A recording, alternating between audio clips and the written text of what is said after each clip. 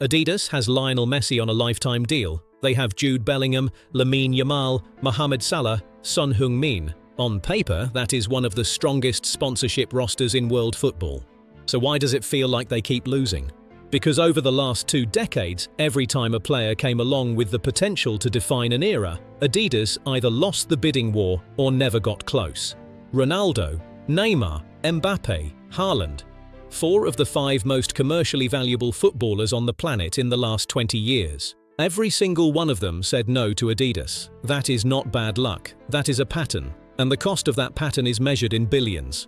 To understand how this happened, you need to go back to the beginning, because this story starts in 1954 in a dressing room in Bern, Switzerland, and it starts with a pair of boots. ADIDAS was born from a feud. Adolf Dassler and his brother Rudolf were both shoemakers, both passionate, both convinced they were the best. And in 1948 they split the family company in 2. Adolf kept the name ADIDAS. Rudolf started Puma. 2 brothers, 2 brands. And between them, they turned a small German town into the center of the global sports industry. Their rivalry was so personal, so total, that for decades the workers from each factory wouldn't even drink in the same bars. But from the beginning, ADIDAS understood something that would shape the next 70 years of football.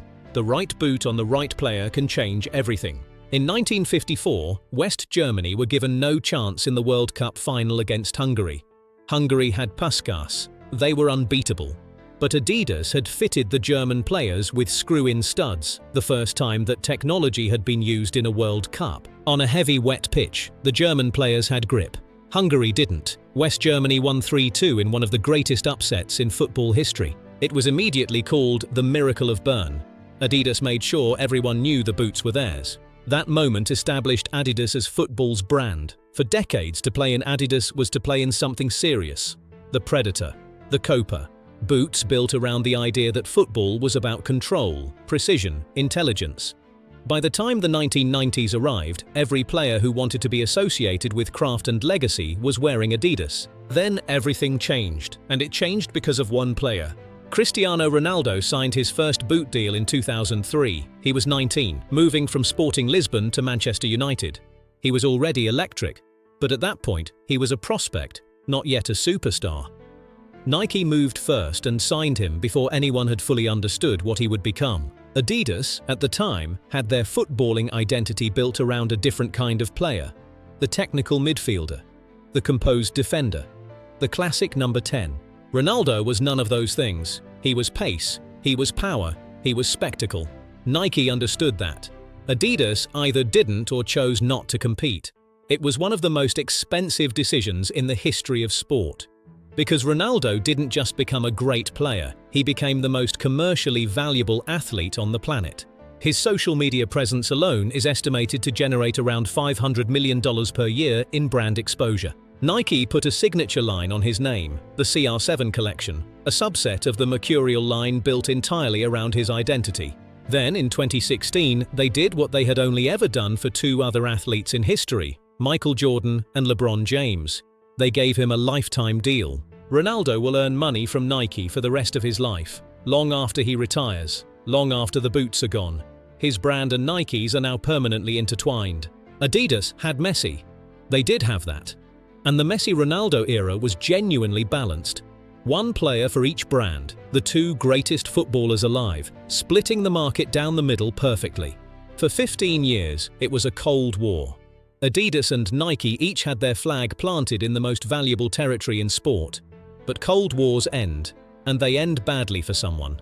The first crack appeared with Neymar. By 2020, Neymar was the most expensive footballer in history. His transfer from Barcelona to PSG had cost $222 million. He had been with Nike since the age of 13. Then his contract expired. And what happened next was the most expensive individual boot deal ever signed in the history of sport.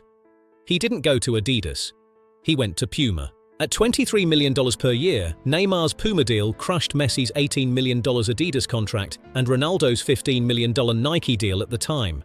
ADIDAS couldn't sign him. Messi was already their face.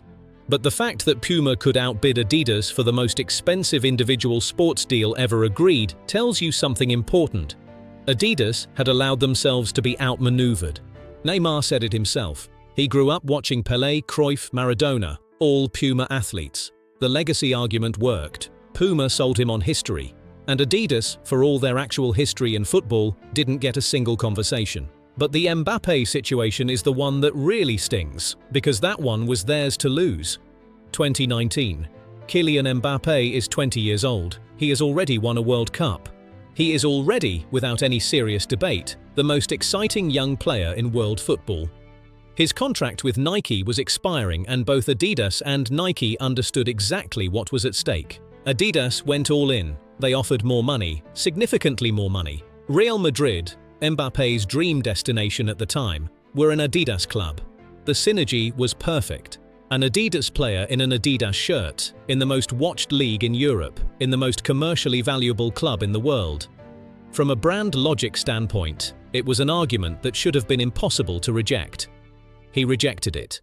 Nike's counter wasn't just money, it was architecture. They offered him something Adidas couldn't match, a personal signature line, the KM collection, his own subset of the brand, built around his identity, his image, his future. A structure similar to what Jordan has with Air Jordan, what LeBron has with LeBron Nike, a brand within a brand, an inheritance that compounds with time. Mbappé didn't just choose Nike because of money, he chose Nike because of what Ronaldo had built there, because of what the Jordan model meant, because of what signing with Nike at 20 meant for who you would still be at 50. He chose a legacy structure over a bigger check, and Nike, rather than just buying a player, had sold a vision. They offered more money, they still lost. Then came Haaland, and this one is almost poetic. During his time at Borussia Dortmund, Haaland played in ADDIDAS. The stadium is Adidas. The club is Adidas. Everything about the Dortmund environment pointed toward a natural continuation. Then his boot deal expired in 2022, and rather than renew immediately, he did something unusual. He waited. He wore Adidas one week, Nike the next, Puma the week after. He turned his boot choice into a public spectacle, driving up his value with every appearance. Normally, it's not allowed to wear Adidas and Nike together, so that is a little bit why I did it. He said it casually, like it was nothing, but it wasn't nothing. It was leverage. 6 months of leverage, played out in front of millions of people on the biggest stages in European football. And at the end of it, Haaland signed what was immediately described as the largest boot sponsorship deal in the history of football. With Nike. Not Adidas, not Puma, Nike. The brand that had Jordan, the brand that had Ronaldo, the brand that, for Haaland, represented the model he wanted to follow. Adidas were at the table. They made their offer. They had the relationship from Dortmund. They had the 3 stripes on the shirt Haaland had worn for 3 of the most explosive seasons any striker had ever produced. And still, it wasn't enough. There is a phrase that keeps appearing in every single one of these stories. Legacy, not money, legacy. Ronaldo chose Nike because they understood spectacle. Mbappé chose Nike because of Jordan. Haaland chose Nike because of what Ronaldo had built there. Each decision was informed by the one before it. Nike, over decades, had constructed a proof of concept. We do not just sign athletes, we build icons.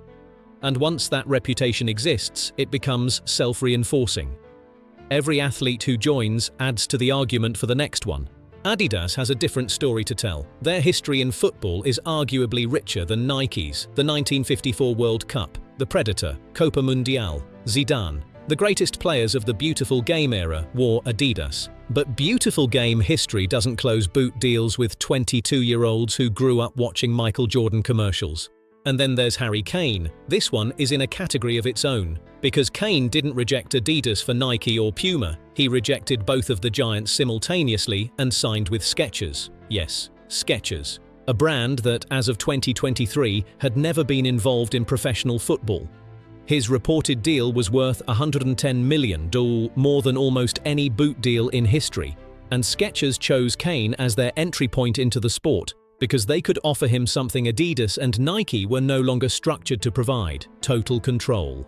His own line, his own creative direction, his own brand, inside their brand, without the restrictions of a mega company's global marketing machine. Kane's agent understood the same thing Mbappé's agent understood. The athletes who win commercially aren't the ones who take the biggest check. They're the ones who own something. So what does all of this mean for Adidas? It means they are in a structurally difficult position. They have the present: Bellingham, Yamal, Salah, Son. That is a real roster with real commercial value. But they have lost the arc of the last 20 years. Every player who defined an era chose someone else. And in a market where the entire point of a superstar endorsement is long-term brand building, the compound effect of a player's image being inseparable from your product, losing the last 3 generational players is a problem that doesn't show up immediately.